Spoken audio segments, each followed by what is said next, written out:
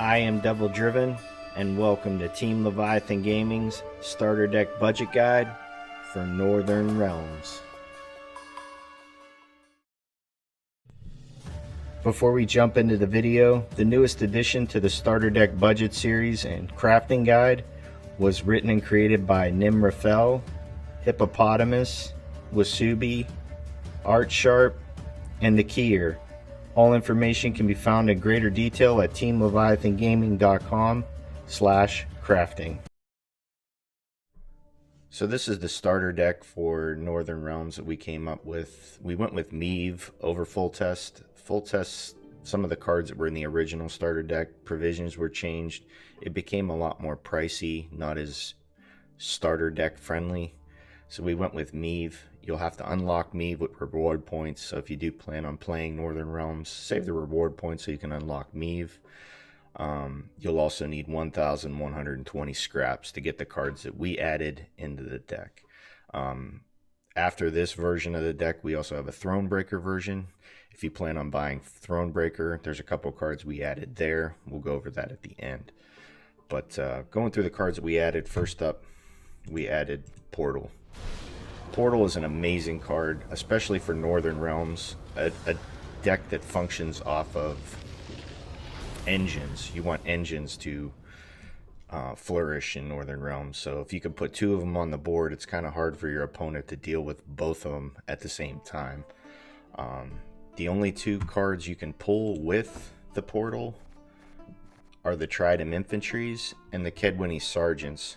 Ideally, you want to pull one of each, so that you could pull the Trident Infantry and then have the Kedwini Sergeant buff the Trident Infantry. So every time you buff the Trident Infantry goes up 1, and it also does 1 damage because when it's boosted, it does 1 damage. So this is a really great play. It puts an engine on the board that your opponent has to deal with, and it's kind of out of strength, out of reach now, because most removal that people run is like 5 damage, and this thing just jumped up to 6, so it's kind of hard to remove now. Plus 2, you have Meve, and you can also buff him up 1, so he jumps up to a 7.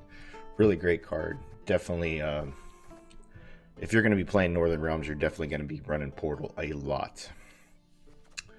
Next card up, Carlo Verisi. He used to be called Cleaver, but now Cleaver is a leader. Carlo is an amazing card as well.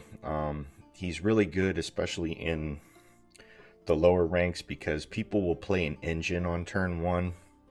They will boost it with Tactical Advantage. Tactical Advantage is the blindfolded lady if you're on the blue coin.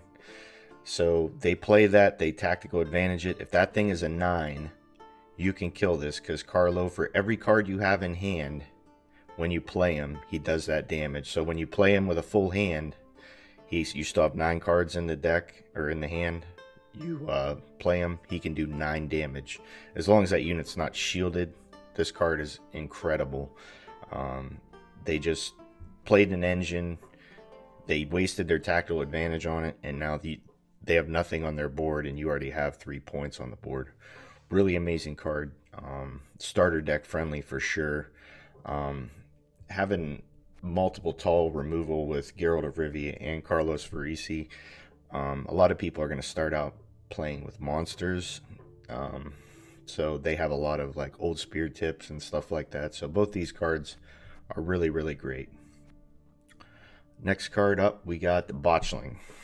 Now the Botchling is another great card. Probably the first card you're going to want to craft if you're playing Northern Realms, I would recommend, because the card is just absolutely incredible. If your opponent can't do 5 damage to this card, or say they hit it for 4, you can flip it over and turn it into a Lubberkin. The card is just so good. When you flip it over to a Lubberkin, it's going to boost the lowest allied unit by 1. So if that lowest allied unit is a Trident Infantry, you're getting 1 point on your side of the board, and you're doing 1 damage to your opponent's side of the board. When it's in the Botchling form, it does 1 damage to the highest enemy unit. But once again, if they can't completely kill this, damaging this thing isn't going to do them any good, because you're just going to flip it over and start buffing your own board. In this list, you're probably going to want to use the Lubberkin over the botchling, but when it first comes out, it has to be the botchling. Just because you want to boost your side of the board, because there's a couple cards that we added that are gonna do a lot better for the more boosts you have. Next card up, the card we were speaking about, Visigoth. Visigoth has formation, meaning if you play him on melee row, he can play his ability instantly. He's 5 strength, 8 provisions. He's deploy, gain charges for the number of boosted allied units. So if you have 5 boosted allied units on your side of the board, he's going to play for 5 strength, and then he's going to do 5 damage. If you play him on the back row, he's going to gain 1 point, making him a 6, but you have to wait a turn to use him. You're probably never going to want to do that, mostly because your opponent might remove him and then you wasted all those charges. Visigoth's a really great card. He's a nice way to remove something that's an engine. Usually, worst case scenario, he's going to play for his provisions, but there's other cards in the deck that do damage, so he might actually just be there to be like the relief pitcher and just strike everybody out for you. Really great card, an amazing engine that if your opponent doesn't get rid of it, it's going to be problems for him. Next card, Nathaniel Pastodi. This card's another one where if you could set it up, say next to an Anna Stranger or a Temerian Drummer, at the end of every turn, give bleeding to a random enemy unit for 2 turns. So he puts 2 bleeding on your opponent's side of the board. So he already plays for his provisions. He's 5 strength, he's putting 2 bleeding. And if they don't remove him, every time he gets a boost, he's going to put 2 more bleeding on the other side of the board. Granted, it's random, so he might just start putting bleeds on the same unit every time. But if your opponent's got a wide board where they got like 4 or 5 units, you know, you're going to lessen your chances of that happening.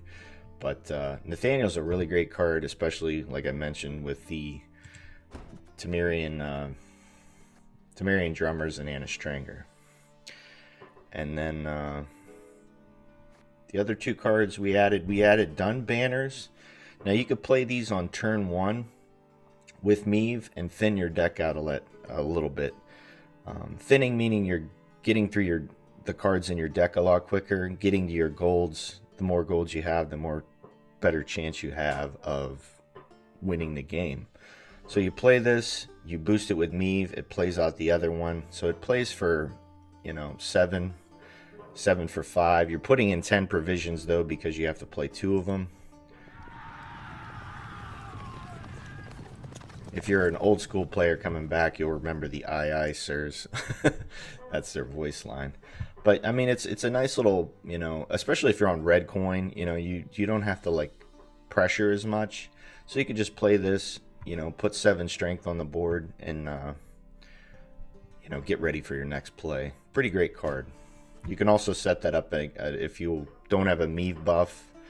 And you want to waste it, or you don't want to waste it, but you want to play it on something else, you can play this next to a Temerian Drummer or Anna Stranger. You're probably not going to want to do that, but sometimes that's just how it rolls.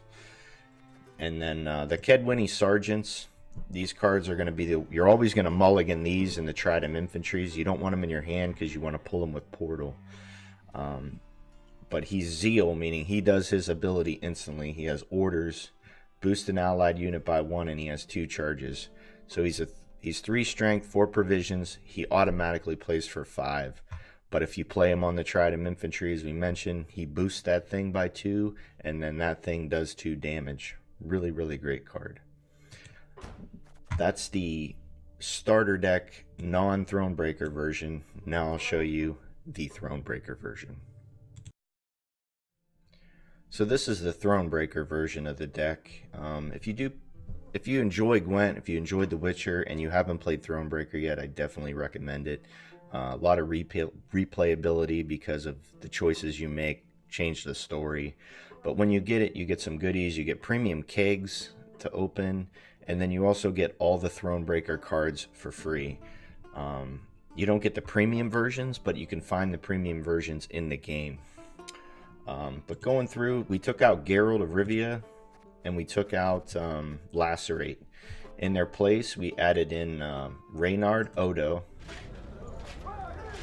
Reynard's a really great card, especially in Northern Realms. In this list, where you're trying to get boosts on every unit to bump up your Visigoid. Reynard is melee locked, so every time if you have to play him on melee, his ability will not work. If he gets moved, his ability is no longer going to work. So movement is kind of a thing, but he's six strength, so he's kind of tough to remove. But whenever you play a unit, he boosts that unit by 1. So he's 6 strength, you play 1 unit, he plays for 7. You got to get 3 units on the board for him to play for his full provisions. But if you play a Trident Infantry, he boosts it by 1, it does 1 damage, there's 8. You know, it just steamrolls, and you're just putting more and more engines on the board, and you're putting more and more pressure on your opponent to come up with removal and what they want to remove. The other card that we added, Black Rayla. Probably my favorite card in Thronebreaker. This card was bananas. But in the standalone version of Gwent, she's orders melee, damage a unit by 1.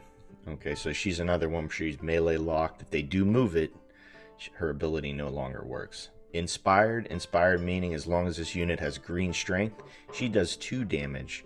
So you could put this on the board, tactical advantage it, and she will do 2 damage every turn. So if they don't remove this, this thing's a machine gun, and she has a cooldown of 1. So every turn, when your turn starts, her ability refreshes, and she's able to do 2 damage. A insane card with crazy value if you can get it to stick. It's like a trebuchet that you can target with. She's really, really great. Like I said, to craft these cards, they're a little bit more because they want you to buy Thronebreaker. But if you buy the Thronebreaker, you get these cards for free. Definitely recommend it. Definitely check out Thronebreaker. It's just the cards definitely add to the list for sure.